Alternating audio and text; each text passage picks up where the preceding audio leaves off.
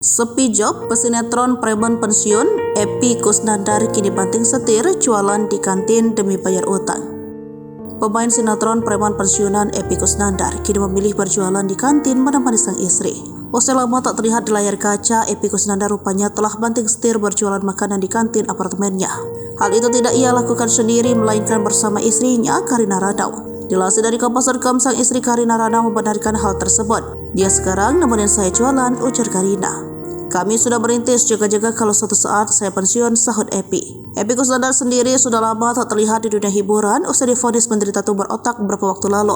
Tak mau menyerah begitu saja, kini Epy harus berjuang untuk memenuhi kebutuhan hidupnya bersama sang istri. Aktivitas berjualan di kantin apartemen juga ia lakukan untuk membayar utang. Ia harus membayar utang usai mengeluarkan banyak biaya saat dirinya sakit.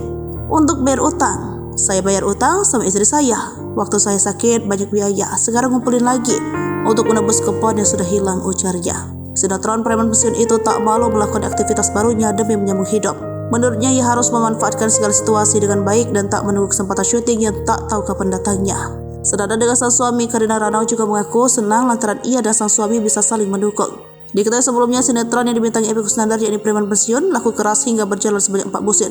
Namun seperti roda, kehidupan Epy Kusnandar tak selalu mentereng seperti sinetron yang dulu laku keras.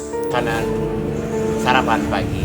Bubur ayam ada nggak? Bubur ayam, ada pecel, ada lontong sayur, nasi uduk. Pokoknya ada. Ya, pokoknya ya. serba ada lengkap, silahkan di. Nah, wow, masih mengepul. Wow, itu apa yang mengepul?